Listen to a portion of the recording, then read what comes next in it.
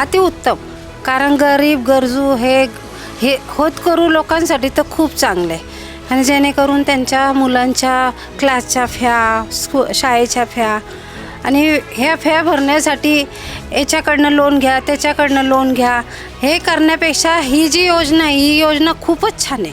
आणि ही योजना अशी चालू राहावी.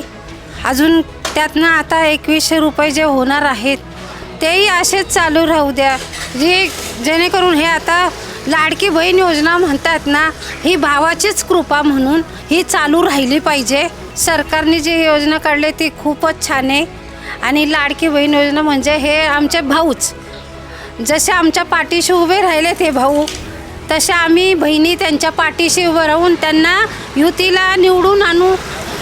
आणि आम्ही आत्ताच नाही, म्हणजे फार पूर्वीपासून म्हणजे आम्ही बीजेपीचंच म्हणजे युती बीजेपी याचं काम केलेलं आहे आणि करत राहू. आणि आमची तरी अपेक्षा आहे की आता युती सरकार टिकून राहिलं पाहिजे.